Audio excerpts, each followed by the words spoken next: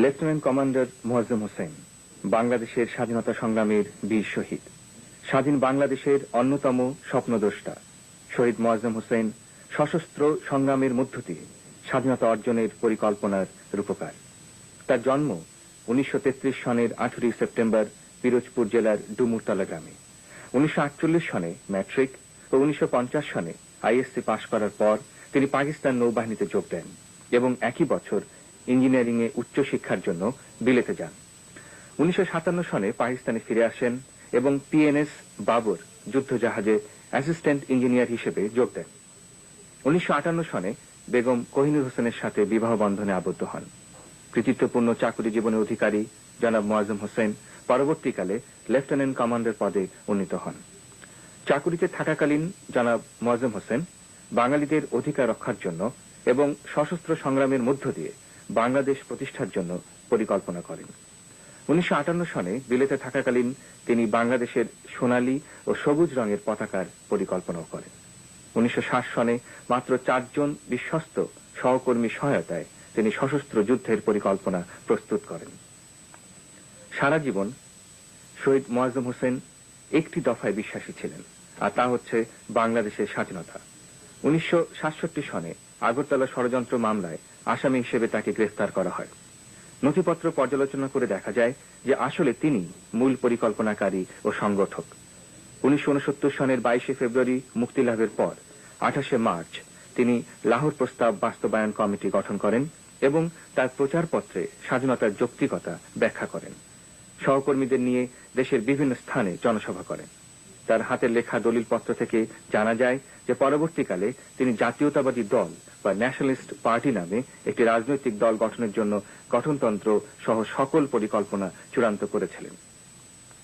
তিনি তার ঘোষণাপত্রে উল্লেখ করেছিলেন, লাহোর প্রস্তাব বাস্তবায়ন কমিটি বিশ্বাস করে যে তাদের এক দফা সংগ্রাম ছাড়া বাস্তবায়িত হবে না, তাই তারা নির্বাচনে অংশ না নিয়ে জনগণকে এক দফার ব্যাখ্যা ও গুরুত্ব উপলব্ধি করাবার জন্য জনসংযোগের পথ বেছে নিয়েছে।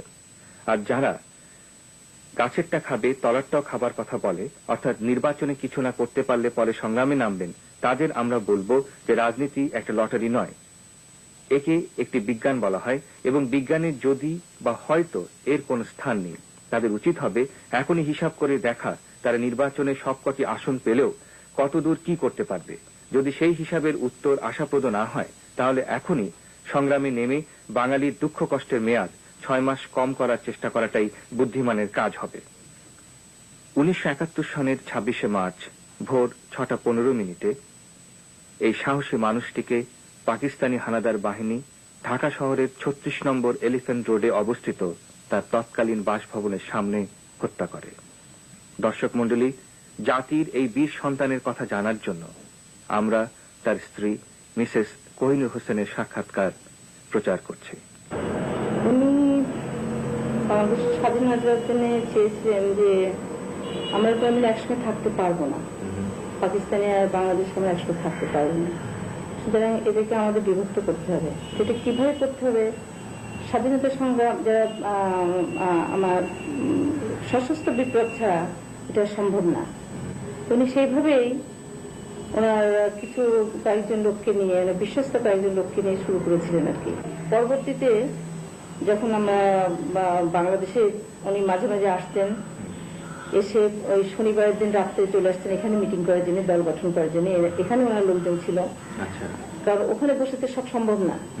এখানে এসে ছদ্মনামে ছদ্মবেশে এসে এখানে দল গঠন করে মিটিং করে যেতেন। এখানে স্প্রেড ভাবে যাতে স্প্রেড হয়ে যায় আর কি ভিতরে ভিতরে। আর্মি, নেভি, এয়ারফোর্স সব কিছুর মধ্যেই উনি ওনার বিশ্বস্ত লোকজন ছিল, যাদের মাধ্যমে পরবর্তীতে আপনার বোধ হয় ভাওয়ালগড়ের ওদিকে আপনার তারা ফায়ারিং, আপনাকে এটা কি বলা হয়, মানে প্র্যাকটিস করতো, মানে যত ধরনের প্র্যাকটিস ছিল সবই ওনার ইয়ে ছিল। গেরিলা প্র্যাকটিস বলেন, নেভির যে প্র্যাকটিস গুলো ছিল বাংলাদেশে, এগুলো সব করতে। তাতে প্রচুর ওনার সদস্য হয়ে গেছিল। পরবর্তীতে আমরা ঢাকায় চলে আসলাম। উনি ঢাকায় আসার জন্য অনেকবার চেষ্টা করেছিলেন, পাচ্ছিলেন না। এখানে আসার পর কিছুদিন চিটাগাঙে ছিলেন, চিটাগাঙে ওইভাবেই কাজ করতেন আমার বাসায়। জেনারেল উসমানীও আসছেন। আচ্ছা, এই ব্যাপারে উনি তার সঙ্গে আলাপ করার জন্য এখানে আপনাকে বলা ভালো আমার মনে হয়। এবং উনি এই স্বাধীনতার জন্য, বাংলাদেশ স্বাধীন করার জন্য একটা ম্যাপ তৈরি করেছিলেন, যেটা আমরা হারিয়ে ফেলেছি, হয়তো লস্ট হয়ে গেছে। কারণ আগরতলা ওই যুদ্ধের সময় আমি সব ক্রেডিট গিয়েছিলাম, অনেক কিছু ক্রেডিট হয়েছিল। যখন নেভি থেকে উনি বেরিয়ে আসলেন, যেহেতু পানিশমেন্ট হয়ে গেল বা কিছু একটা আর্মি তো রাখলো না, তখন আগে রিলিজ করে দিল, তখন উনি পুরোদমে আপনার এই দেশ স্বাধীনের জন্য মানে একদম জান টান দিয়ে শুরু করলেন। তখন উনি লাহোর প্রস্তাব বাস্তবায়ন কমিটি গঠন করেন। গঠন করে সারা বাংলাদেশে বোধহয় কোনো জায়গায় বাদ ছিল না, সমস্ত জায়গায় উনি মিটিং করেছেন। সব জায়গায় কোন রাজনৈতিক দলে যোগ না দিয়ে বা না করে লাহোর প্রস্তাব বাস্তবায়ন কমিটি কেন করলেন?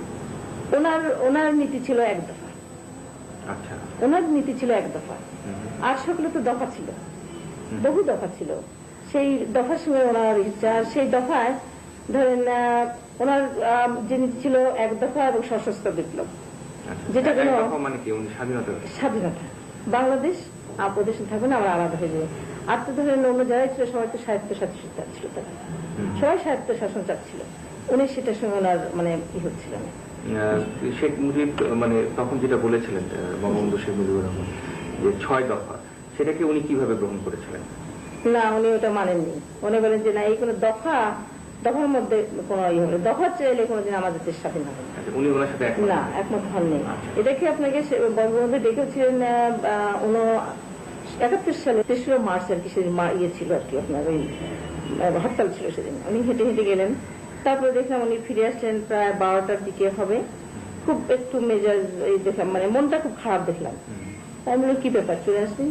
বলে না, এই দফা আর এই এর মধ্যে আমার মানে হবে না, আমার মানে নীতির সঙ্গে পড়বে না, যার জন্য উনি ওখান থেকে একটু অসন্তুষ্ট হয়ে চলে আসছে। শেখ সাহেব বোধহয় চাচ্ছিলেন যে ওনার সঙ্গে, শেখ সাহেব অবশ্যই একটা পার্টির সঙ্গে যোগ না দিলে বা কারোর সঙ্গে না থাকলে কোনোদিন কোনো একা কাজ করা যায় না, দরকার হয় কারণ, কিন্তু ওনার আপোষ হচ্ছিল না কারোর সঙ্গে। যে নীতি উনি বিশ্বাসী ছিলেন যে ওনাকে বঙ্গবন্ধু কি প্রস্তাব দিয়েছিলেন? ওই বঙ্গবন্ধু যেটুকুন আমার যতটুকু জানা আছে, বঙ্গবন্ধু বলেছিলেন, ওনাকে দেখেছিলেন যে মোয়াজ্জেম, আমি যে এই ভাষণ দেব, আমি কি বলবো ওদের? তো বলেন কেন আপনি বলবেন? আমি যে স্বাধীনতা ঘোষণা করবো, আমি তো এই পাচ্ছি না যে কিভাবে করবো, কি সম্ভব হবে? তো কেন হবে না, এইটা হাই টাইম, এখন যদি না বলেন তাহলে আর কোনোদিন বলতে পারবেন না, মানে এই ছাড়া আর হবে না। মানুষ এখন জনতা এখন হয়ে আছে, এই একটা সুযোগ, এই সুযোগ হাতছাড়া করবেন না। কিন্তু বোধহয় মনে হয় তখনই বোধহয় শেখ সাহেবের সঙ্গে ওনার একটু হয়েছে যে না, এটা বোধহয় সম্ভব হবে না। তখন উনি চলে আসছেন যে না, তাহলে আপনার সঙ্গে আর আমার কি হলো, এইভাবে আর তিনি চলে আসছেন। তারপরে তো বাড়ি থেকে বাইরে পালিয়ে থাকেন, ঘুরে থাকেন। আমি কেন তুমি পালিয়ে থাকো, কেন বাসায় থাকো না? বলে যে আমি যে ওখানে একটু গোলমাল করে আসছে, মানে একটু কথা কাটাকাটি হলো, এই হলো, হয়তো আমার পর কোনো ইয়ে আসতে পারে, বিপদ আসতে পারে, শুরু থাকাটাই হয়তো উনি ওইটাই মনে করেছিলেন যে কোন রকম হয়তো বিপদ আসতে পারে। কারণ বুঝতেই পারেন তো যে মানে একজনের সঙ্গে একজন নীতির সাথে আপোষ না হলে, মিল না হলে আরেকজনকে বড় হয়ে উঠুক, এটাও কেউ সহজে চায় না।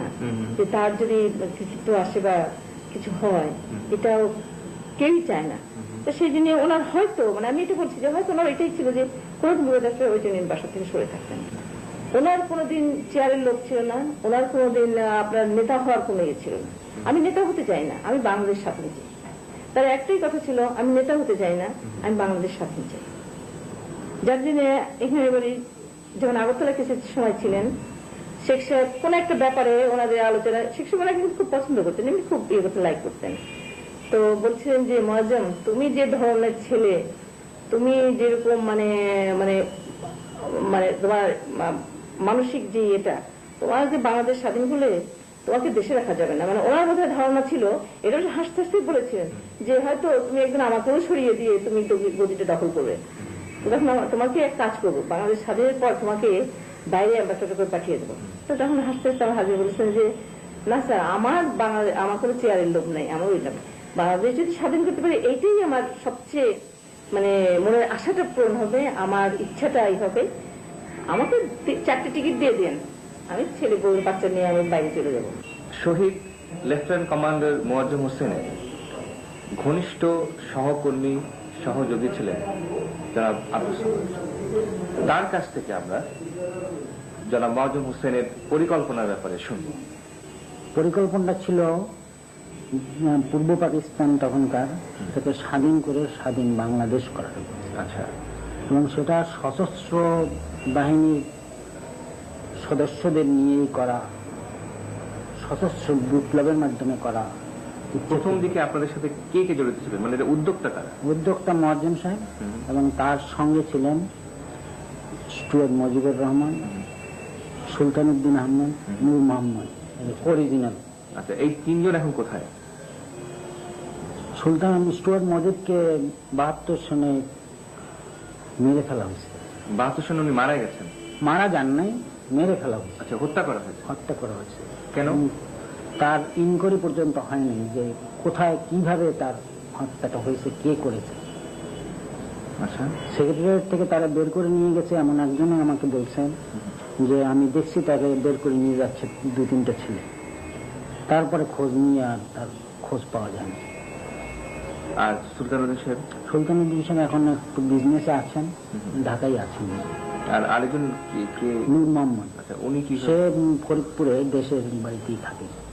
আচ্ছা আচ্ছা, দুজন জীবিত আছেন? আচ্ছা। তো আপনারা যে পরিকল্পনা করলেন প্রথমে যে সশস্ত্র বিপ্লবের মাধ্যমে করবেন, এর জন্য আর কি কি পরিকল্পনা গঠন মানে প্রণয়ন করেছিলেন? আমরা মেইনলি পলিটিক্যাল সাপোর্টের জন্য, যে স্বাধীন করার পরে আমাদের যে সাপোর্ট একটা দরকার, জনগণ এটা গ্রহণ করবে কিনা। কারণ আমাকে কেউ চেনে না, মোয়াজ্জেম সাহেব সেরকম খুব বড় একটা অফিসার না, চেনে না, জনগণ গ্রহণ করবে কিনা। এই জন্য আমরা পলিটিক্যাল সাপোর্টের জন্য, দেশের জনগণের জন্য যে ভালো একটা কিছু করতেছি সেইটা একটা সাপোর্ট দেওয়ার জন্য আমরা পলিটিক্যাল পার্টির সঙ্গে একত্র হওয়ার চেষ্টা করলাম। এবং সেই জন্য শেখ সাহেবের সঙ্গে আমরা আরো পার্টির সঙ্গে কথা বলেছি। এমনকি সবুর খানও আমাদের সঙ্গে সহযোগিতা করতে রাজি হয়েছে, কিন্তু সে বলছে আমাকে প্রেসিডেন্ট করতে হবে। আমরা বলছি তা কে হবে তা আমরা বলতে পারবো না, তবে আমরা যদি আপনি সাহায্য করেন তাহলে আমরা ওই কাজে আগে দেবো। বলে তাহলে তোমরা চেষ্টা করো তোমাদের পক্ষে যদি সম্ভব হয়। ফজলুল কাদের চৌধুরী সেও বলছে আমাকে প্রেসিডেন্ট করো, যদি স্বাধীন করার জন্য যা সহযোগিতা আমরা করব। কিন্তু আমরা তাদের এই দাবির জন্যই আমরা তার বলতে বাদ দিয়ে দিচ্ছি, তাদের সঙ্গে আর আমরা যাইনি। তো শেখ সাহেবের সঙ্গে যখন কথা হয়েছে উনি আমাদের সোজাসুজি বলছেন যে হ্যাঁ আমি যা সাহায্য লাগে আমরা করব, তোমরা আগে যাও। যখন আমরা আগরতলা কেসের থেকে মুক্ত হয়ে আসি তখন আমরা বলছিলাম যে আপনি এই করেন, প্রেসিডেন্ট বা প্রাইম মিনিস্টার হয়েন না, আপনি বাইরে থাকেন, পার্টি চিফ থাকেন, এবং যে কেউ ঠিক মতো চালাবে না তাকে সরাই দেওয়ার মতো একটা ক্ষমতা আপনার থাকবে। ইন্টারন্যাশনাল আপনি একটা ফিগার হয়ে গেছেন, আপনার কথা উঠবে বসবে। এখন যখন একটা সরকার কলাপস করে যাচ্ছে আপনার কথায়, তখনও করবে। সুতরাং ভালো করতে হলে, আমাদের দেশের ভালো করতে হলে আপনাকে থাকতে হবে বাইরে। কিন্তু যখন এই কথা তার সঙ্গে মনে মিল হলো না, সে আমাদের তখন একটু পাত্তা কম দিল। তারা তো চায় আমি বাইরে থাকি, তার পার্টির লোক চায় না যে আমরা তার সঙ্গে থাকি, এবং স্বাধীনতার জন্য যে আমাদের অবদান সেটা স্বীকৃতি দিলে পরে তারা গৌণ হয়ে যায়। এই জন্য তারা চায়নি যে আমরা স্বীকৃতিটা পাই এবং তাদের সঙ্গে কাজ করি। 1971 সনের 1 জানুয়ারি লাহোর প্রস্তাব বাস্তবায়ন কমিটির পক্ষ থেকে প্রকাশিত ইতিহাসের আলোকে এক দফা প্রস্তাবে বলা হয়, স্বাধীনতা পূর্ব বাংলার 7 কোটি লোকের দাবি, তাদের বাঁচার দাবি। এই প্রচারপত্রে লাহোর প্রস্তাবের ভিত্তিতে স্বাধীন রাষ্ট্র গঠনের দাবি জানানো হয়। উনি মারা যাওয়ার পর আমি একেবারে রিক্ত হস্ত, 3টে বাচ্চা নিয়ে, আমার 2 ছেলে 1 মেয়ে। আমি তখন অথই পানিতে পড়ে যাই, আমি কোথায় থাকবো, কার কাছে থাকবো, আমার কোথাও একটু জায়গা নেই, মাথা গোজা ঠায় নেই। যদি কোনোদিন নেভি থাকাকালীন বলেছি যে একটু কিছু জায়গা জমি করো, বলে দেখো যখন চাকরি করছি আল্লাহ সরকার তোমার মাথা গোজার একটা ঠাঁই দিচ্ছে। আমি এমন কোনো অন্যায় অপরাধ করিনি যে আমার বাচ্চারা না খেয়ে পথে ঘুরবে। তো যখন উনি মারা গেলেন তখন কিন্তু তাই হলো যে আমার পথে দাঁড়ানোর মতনই হলো। আমার কোথাও কোনো জায়গা নেই, হয় বোনের বাড়ি নেই, ভাইয়ের বাড়ি নেই, বাবা মার বাড়ি, বাবা মা নাই, সুতরাং বাবা মার বাড়ি আর সেই দাবি নিয়ে থাকে না, হয়তো ভাইরা আদর করে রাখতেন। তো আমি যখন আমার কাজী ছিলেন শেখ সাহেবের আত্মীয়, আমারও কাজী হন ওই কাজী রকুন উদ্দিন, উনি একমাত্র ফাইট করলেন যে তুমি চাকরি করো। আমি কিন্তু আমার ক্লাস 10-এ পড়ে তখন আমার বিয়ে হয়ে গেছে। তা আমি বললাম, ভাই আমার এই অল্প বিদ্যা নিয়ে আমি কি করে চাকরি করবো? এটা কথা হলো নাকি, আমি কোথায় চাকরি করবো? তোকে চাকরি দেবে না, তুই চাকরি তো ভালো চাকরি দেবে ইয়ে করে। তা আমি বললাম, না ভাই আমি বলতে পারবো না, আমি যাবো না। তো সবাই বলে যে ওর বিদ্যা নাই, না ও কি করে চাকরি করবে? আমি বলি না, উনি বলে যে না ও চাকরি করবে। উনি জহুর আহমেদ চৌধুরীর কাছে গেলেন। জহুর আহমেদ চৌধুরীর কাছে যে জহুর আহমেদ চৌধুরী উনিও পলিটিক্স করতেন, আওয়ামী লীগের ছিলেন। তো বললেন যে জহুর ওনার সঙ্গে প্রীতকারী সম্পর্ক ছিল, আমাকে নিয়ে গেলেন যে আমার কাজিন একে জানিস, সেটা মিসেস মজম, যার জন্য আজকে ঠিক এই কথা বলে যে এই যার জন্য আজকে তোরা এই গদিতে বসে চেয়ারে এসেছিস, মন্ত্রী হয়েছিস, তার অবদান, তার হাজবেন্ডের অবদান। আর তার বউ আজকে এরকম বেড়াচ্ছে, চাকরি দেবে বলে বললেন যে ওর কিন্তু ই নাই, এডুকেশন নাই, ওর চাকরি দিতে হবে। তখন বলে যে এটা কি করে ওরকম, এটা কি করে হয়? বলে ওসব হয় কি করে হয় জানি না, চাকরিতে দিবি। যাই হোক, ওনার জুলুমি হোক যে হয়, তো সত্যি আমাকে সহজ কল্যাণে লিয়া যাচ্ছে, তো চাকরি দেওয়া হয়। পরবর্তীতে আমি যখন ভর্তি হলাম, চাকরি জয়েন করলাম, প্রথম দিন যে চাকরি, আমার হাজবেন্ড চাকরি পছন্দ করতেন না, বলতে যে মেয়েরা চাকরি করবে না, পড়াশোনা করুক কিন্তু মেয়েরা চাকরি করবে না। তো আমার ওইটাই শুধু মনে হলো যে যিনি চাকরি পছন্দ করতেন না, আর আমি তার স্ত্রী হয়ে আজ আমার সীমিত বিদ্যা নিয়ে আমি চাকরির চেয়ারে এসে বসছি, খুব কেঁদেছিলাম, খুব নিজের উপর ওই হচ্ছিল যে আমি কেন চাকরি চাইছিলাম, কোথায় ছিলাম, কোথায় এলাম।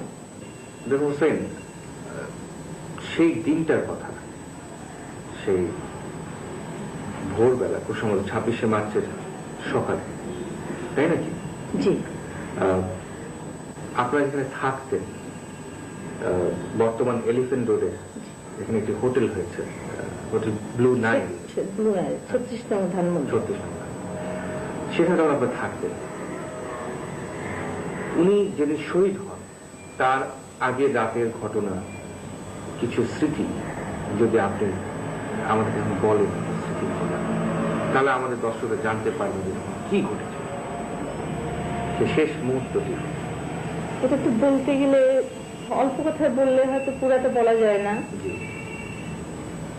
প্রথমে সেদিন ছিল 25শে, সেদিন বোধ হয় আপনার সোনার তখন ছিল ইন্টারকনে বোধ হয় একটা মিটিং চলছিল, এই আমাদের কি হবে না হবে, আমাদের ভাগ্য কি হবে এটা নিয়ে আলোচনা চলছিল। বোধ হয় পাকিস্তান থেকে কে আসছে, ভুট্টো ছিলেন, আরো কয়েকটা ফানের লোক, আর কি যেন ছিল, আমার এখন ওই নামগুলো তো মনে নেই। তো আমার হাজবেন্ড বারে বারেই বলছিলেন যে জানো এই যে বসছে এরা মিটিং এ কিচ্ছু হবে না, কিছুই হবে না এটা। তা আমি, তুমি কি করে জানো? তাহলে আমি জানি এটা কোনো ফল, মানে যা আমরা চাচ্ছি সেটা হবে না, যে মিটিংটা বসছে যে কারণে এটা কোনো ফলপ্রসূ আসবে, রেজাল্ট আসবে না। তো সারাদিন খুব দেখলাম, খুব চিন্তান্বিত, খুব উৎক্ষিপ্ত। দুপুরবেলা আমাকে এসে বললেন, এরা সব ছিল ওনার দলের লোকজন ছিল, এরা নিজেরা ঘরের মধ্যে সবাই ইয়ে করছে আমাকে, মানে আমি একটু বেশি করে বলছি ইলাবোরেটলি এই জন্য যে আমার নিজের পারিবারিকটার সঙ্গে একটু আসছে। আমাকে এসে বললেন এই 12টা-1টার দিকে যে খুব খিদে পেয়েছে, একটু কিছু খেতে দেবে? আমি বললাম যে এখন কি খাবে? বলে একটু চিড়ে নাড়ু দাও, খুব পছন্দ করতেন, আর খেজুরের গুড় দিয়ে। আমি বললাম এখন এগুলো দেবো না, এখন দেখছি ভাবতে পারবেন, রোজ 3-4টার সময় ভাবতে, আমি তোমার জন্য ভাবতে বসে থাকি। আমি শুধু কফি দিলাম। আমার আজও মনে হয় যে আমি তার সেই বিকালবেলা হলো ওই টেনশন, সন্ধ্যের পর দেখি ঘর বাইরে করেন। কয়েকদিন ধরে হরতাল চলেছে খুব, আমার ঘরে না পার্টির লোকজন প্রায় 8-10 জন লোক তখন আমার ঘরে।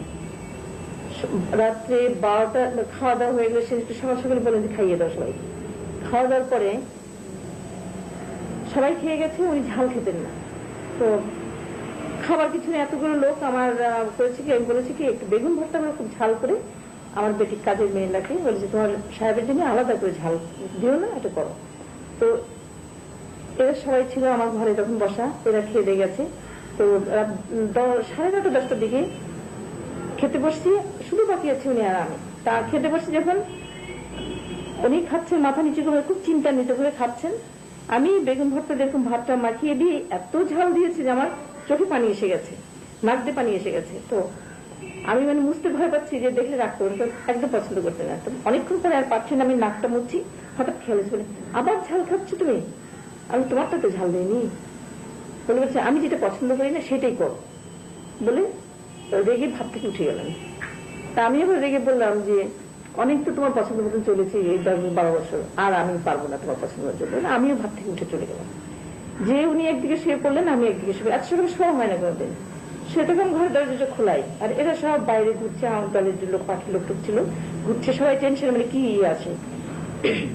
তা আমাকে কিছুক্ষণ পরে আমার দুলা ভাইয়ের ফোন আসলো, আমাকে বললেন যে লাল কি আছে? আমি যে আছে।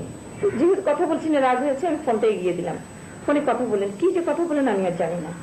সে থাকে কিছুক্ষণ পরে আবার ফোন আসলো, আমার এক কাজী রকুনউদ্দিন, উনি ফোন করলেন। উনি ফোন করে কথা বললেন, কি বললেন আমি জানি না।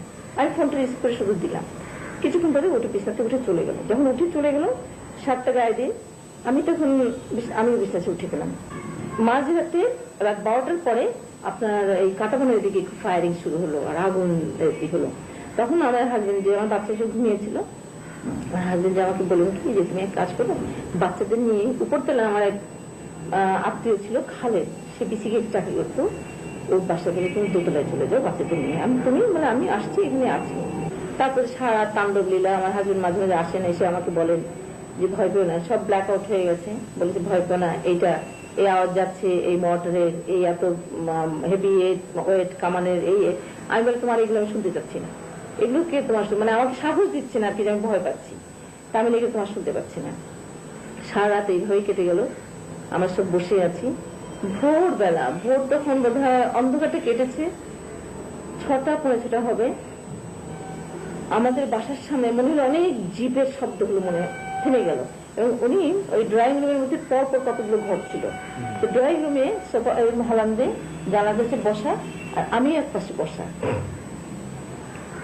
এখন যখন কতগুলো আর্মির বুটের পায়ের আওয়াজ পাচ্ছি, ঠিক আমার বাসার সামনে, আমি এক থেকে চলে আসবো, এবং আসার সাথে উনি একটু হেলান দিয়েছেন, এবং তার ঠিক আগ মুহূর্তে আমাকে বলেছেন কি যে খুব খিদে দিয়েছে, কিছু খাওয়ার বন্দোবস্ত করতে পারো। আমি এবার উপর থেকে আমার কাজের মেয়েতে বললাম যে এই খাবার নাস্তা, বলে হ্যাঁ আম্মা নাস্তা করেছি, সবাই খেয়েছে, আপনার আব্বার আর ভাইয়াদের খাবার ঢাকা রয়েছে টেবিলে। আমি আচ্ছা। এর 5 মিনিট হবে বোধ হয়, আমি জানলা দিয়ে তাকিয়ে দেখি একটা লোক হাত দিয়ে দেখিয়ে দিচ্ছে। ওই দেখানোটা কি দেখানো আমি জানি না, কিন্তু আমি তখন বুঝলাম যে আমার বাসায় দেখানো, পয়েন্ট আউট করে দিচ্ছে। আমি সর্বনাশ হয়ে গেছে। তুমি চোখ বন্ধ করে শুয়েছেন, লাভ দিয়ে উঠলেন। উনি কিন্তু ড্রেস আপ ছিলেন, ওই মানে কেস পায়, পিস্তল, তারপরে শার্টের গাছ রেডি হয়েছিলেন। ছুটে ওই তাকে দেখে ছুটে বেরিয়ে গেলাম। আর্মি দেখে লাইন আর্মি একদম রাইফেলটা নিয়ে আমাদের একদম সামনে করে ছুটে বারান্দাতে বেরিয়ে গেলেন। আর আমি ওখান থেকে ছুটতে ছুটতে ওই ভিতরের রুমে চলে গেলাম, যে ওখানে বসে পড়লো, মানে মনে হয় ধাক্কা খেয়ে বসলাম। আর দরজার উপরে লাথি, নিচে টিচে একে উপর টুপর সব লোক উঠে গেল, আর্মি উঠে গেল, দরজা খুলে দিল। আমার যে ভাগ্নি জামাই ছিল, তার যে চাকর, আরো কয়েকজনকে উপর তারা যারা ছিল, সব নিচে 4-5 জনকে লাইন আপ করে ওরা নিয়ে। এটা দেখিনি, পরে আর কোথায় জেনেছি যে ওদের নামিয়ে নিয়ে গেল। তা আমার ভাগ্নি আমাকে বলছে, খালা আমার কি সর্বনাশ করলেন। আমি তখন বলছি আমি বুঝিনি মা, তোর যে এত বড় সর্বনাশ হয়ে যাবে। তখন ধারণা হচ্ছে যে নিয়ে যাওয়া তো মেরে ফেলেছে কোথায়। আর অনবরত ফায়ারিং হচ্ছে, ফায়ার হচ্ছে, বুঝতে পারছি না যে কোথায় কি হচ্ছে।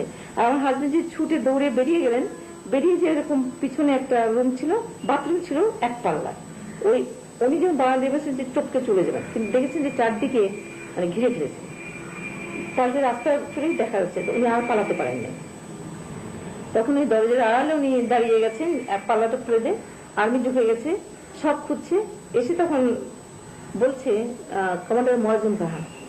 আমি কিন্তু বোকার মতন বসে আছি এরকম এর পাশে, জানলার পাশেই। তা আমার ভাগ্নি বলছে, আমার মুখে থেকে একবার তাকিয়ে বলছে যে লোক নিচে रहता है। তো ওরা বলে যে নিচে তো হ্যাঁ নেই। তো বলো যে ও বললো যে কি যেন আমরা তো জানি না, আমরা তো এখান থেকে আমরা জানি না ওরা কোথায়। আমার তখন মনে হচ্ছে কি যে আমি বলি যে আমি মোয়াজ্জেম, আমার পথে যাক মিস্টার মোয়াজ্জেম, যাতে ওনাকে না খুঁজে। আর আমার ধারণা যে উনি পালিয়ে চলে গেছেন। ইন দ্য মিন টাইম আরো লোকজন আসছে, ঘুরছে। তখন আপনার কিছুক্ষণ পরে আমার যে ভাগ্নির জামাইদের নিয়ে গেছিল, ওরা উঠে আসলো। এসে আমার ভাগ্নির কানে কানে কি যেন বললো, আমি ঠিক জানি না। তো আমার ভাগ্নি দেখি যে আমার মুখে তাকালো, কিন্তু আমার ধারণাও আসে নাই যে ওনাকে ধরেছে বা ওনাকে পেয়েছে। ওই যখন বলেছে কমান্ডার মোয়াজ্জেম কাহা, এবং বলছে প্রথমে কমান্ডার মোয়াজ্জেম কাহা, তারপর বলেছে যে উনকে বাঙালি বাননে কে সাক্ষা, উনকে अच्छी तरह বাঙালি বানা দেंगे। সেই বলাটা যে এখন আমি চোখ বন্ধ করলে সেই হিংস্র যে দেখি, যে মনে হয় যে হায়নার মতন যে পেনে যেন টুকরো করে ছিঁড়ে ফেলবে। তো তখন আমার মনে হচ্ছে যে আমি মিসেস মোয়াজ্জেম, আমার পথে যান যদি ওনাকে। তারপর জিজ্ঞেস করি মিসেস মোয়াজ্জেম কাহা, এইটা শুনে উনি নিচে যে হয়তো কানটালে মাথা আসবে ওরা ভেবেছিল, উনি বোধহয় তখন নিচে যে ধাওয়া দিয়েছেন যে আমি কমান্ডার মোয়াজ্জেম। এবং ওনার যে লোকজন ছিল তাদের মধ্যে নাকি আগে একটা কথা ছিল যে যদি কোনো সময় উনি ধরা পড়েন তো তারা করবে যে না, মানে ওনাকে বাঁচিয়ে বলবে, তাদের মধ্যে একজন কেউ বলবে যে না আমি মোয়াজ্জেম, মানে এইভাবে একটা কনফিউজ করে দেবে। উনি নাকি তখনই বলেছেন যে না আমি মোয়াজ্জেম। যারা আসছে তারা কেউ চিনত না। ওই ভাগের মধ্যে জামাদের ওদেরকে উঠিয়ে দিয়েছে, তোমরা আপনার জানলে কি ভাগো, ওরা তো চলে আসছে। তারপর ওনাকে তখন বলেছে যে বলো পাকিস্তান জিন্দাবাদ, তখন বলেছে এক দফা জিন্দাবাদ। আবারও যখন বলেছে সুয়াল কি বাচ্চা বলো পাকিস্তান জিন্দাবাদ, গুলি করেছে এবং গুলি করে 5-6 রাউন্ড গুলি হয়েছে। গুলি তো হচ্ছে, সুতরাং আমি আর এত ধারণা করি না। আর আমার ভাগ্নি জামাই একটু উঠে আসছে, এসে বললো আমার ভাগ্নি ওরা দাঁড়িয়ে এসছে আমাকে, তাকে ছিল আমি চিন্তা করি। অনেকক্ষণ পরে ফায়ারিং যখন থেমে গেল তখন আমি ভাবলাম আলহামদুলিল্লাহ যা করা বলে ওনাকে পাইনি, ফিরে চলে গেল। আমি ঠিক এইভাবে পর্দাটাকে তুলে দেখে আমি দেখি যে ওনাকে ছোটবেলায় আমরা চ্যাংগুলা খেলতাম না, হাত আর পা ধরে ওরকম করে 2জন হাত আর 2জন পা ধরে নিয়েছে, মাস্টার শুনছে আর সমস্ত রক্তে ভেসে যাচ্ছে। আমি দেখে যে আমার কি সর্বনাশ হয়ে গেল, আমি ওই যে চিৎকারটা পড়ে গেছে। তারপরে আমি আর পরমুহূর্তে আমি কিছু বলতে পারি না। তারপরে ওই দিন আর আমার বেরোতে পারলাম না। পরের দিন আমি যখন নিচে নামলাম তখন ওই রক্তমাটিটা ওই দিন আমি তুলে রেখেছিলাম, তারপরে আর আমি কিছু জানি না। মিসেস হোসেন তার স্বামীর শেষ চিহ্নগুলো সযত্নে রক্ষা করছেন। এগুলো তাকে তার স্বামীর অবিস্মরণীয় আত্মদানের কথা স্মরণ করিয়ে দেয়। এটা যে স্বাধীনতা যুদ্ধ উনি করবেন, দেশ স্বাধীন করবেন, এটা ওনার অনেক দিনের স্বপ্ন ছিল। সেই যুদ্ধের জন্য এটা এই ক্যামেরা তৈরি করার জন্য উনি তৈরি করেছিলেন এরকম থিমসে, যেগুলো পরে উনি যুদ্ধ করবে। এটা উনি কবে তৈরি করেছিলেন? এটা 70-এর শেষের দিকে তৈরি, 70-এর শেষের দিকে। Combat dress. জি। তো এটা আর ওনার মানে তৈরি ব্যবহার করার সৌভাগ্য হয়নি, তার আগে উনি শেষ হয়ে গেছে। আর এইটা উনি এইরকম পোশাকে সবসময় পরতেন, খুব সিম্পল পোশাক, জাস্ট হাওয়াই শার্ট বা ফুল শার্ট প্যান্ট এরকম পরতেন। আর এই পরতে ওনার খুব প্রিয় ছিল। শীত লাগে, শীতের সময় আর কি এই ধরনের পরতেন, খুব বেশি আর কি এই পরতেন না। এইগুলো কি উনি সবসময় ব্রিফ কেসটা ব্যবহার করতেন। এই পার্সটা দেখছেন, এইটা উনি সবসময় ব্যবহার করতেন। ওনার নিজের মানে ইউজিজনের কাছে থাকতো। সেই সময় কিছু টাকাও রয়েছে, পাকিস্তানি টাকা, কিছু তাবিজ সাবধানতার জন্য দিতাম, যে যেখানে বলতো আর কি সেইভাবে আমরা, যে কোথায় কোন বিপদ হয় পড়ার সুতা, তাবিজ, আপনার মানে আংটি, এগুলো যে যা দিত সেগুলো উনি রাখতেন, কোনো সময় ই করতেন না। এই কিছু টাকাও বোধহয় আছে, 100 টাকার নোট, 5 টাকার নোট উনি এগুলো রেখেছিলেন। মানে একদম শেষ দিনের যে অবস্থায় ছিল ঠিক ওইভাবেই আছে। হয়তো আরো কিছু এখানে ছিল, ওনার বোধহয় আইডেন্টি কার্ড ছিল, ওগুলো নাই না। যে অবস্থায় যতক্ষণ পেয়েছি আমি সেইভাবে রেখে, আমি দেখি আর ইয়ে করিনি। এই রুমালটা একটা আমার স্মৃতি হয়ে আছে আমার জীবনে, কারণ আমি অনেক কিছু হয়তো ওনার ধরে রাখতে পারিনি। আমার বিবাহিত জীবনে 7 দিন পরে উনি যখন করাচি ফিরে যান, তখন এয়ারপোর্টে ওনার স্যুটের পকেট থেকে এটা আমাকে বের করে দিয়েছেন। আমি সেটা সযত্নে রেখে দিয়েছি। আজকে আমি এটা কোনো জায়গায় বের করিনি, আজকে প্রথম বের করলাম আপনাদের টেলিভিশনের ক্যামেরার সামনে দেওয়ার জন্য। করাচির থেকে যখন আসতেন লুকিয়ে, প্রত্যেক শনিবারে আসতেন, রবিবার আবার চলে যেতেন। ওই মানে ড্রেস করতেছেন, নিজেকে গোপন করে আসতেন, তখন এই ক্যাপটা পরে আসতেন। সেই ক্যাপটাও আমার সবই রয়ে গেছে, কিন্তু মানুষটা না। আর সবচেয়ে যেটা আমার জন্য দুঃখজনক, আমি তার কোনো কবর নাই, তার কোনো স্মৃতি নেই আমার বংশধরের জন্য। তার মরে যাওয়ার লাশটা নিয়ে যাওয়ার পদার্থ এখানটা আমি মাটিটুকুন আমি তুলে রেখেছিলাম, যদি কোনো রক্তমাখা মাটি, এই মাটিতে যদি কোনোদিন কোনো স্মৃতি আমি তার জন্য ধরলাম, সেই মাটি হয়তো এটা ভুলে দিলে তার রক্ত, বুকের রক্ত বেরিয়ে আসবে ভিতর থেকে।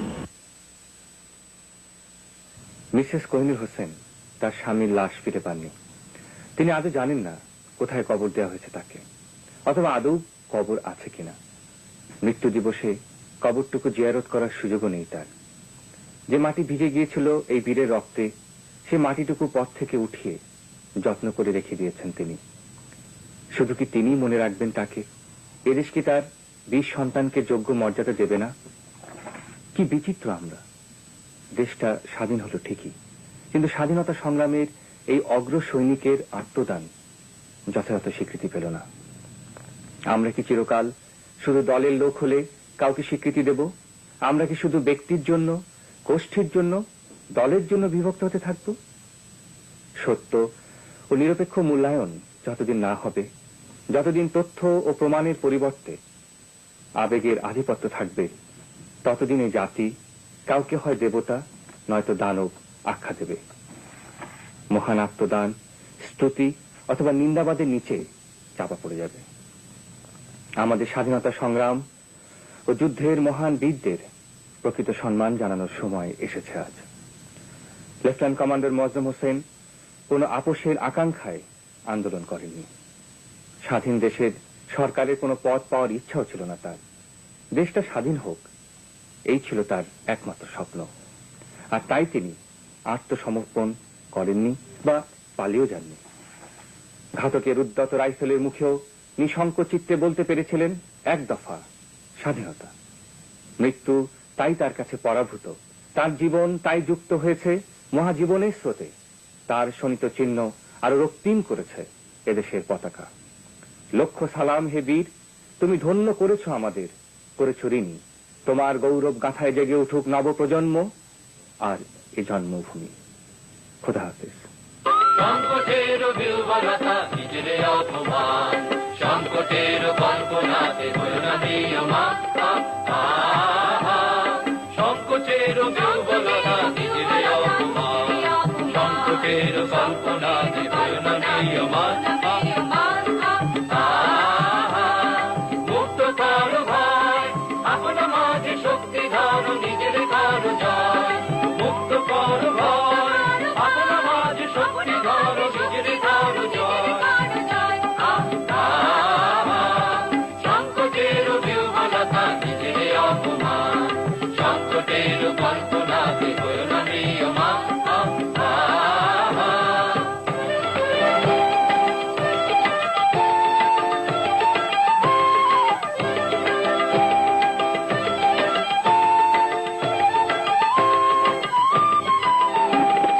দুর্বলের রক্ষা কর, দুর্জনের হানো, নিজের দিন নিঃসহায় যেন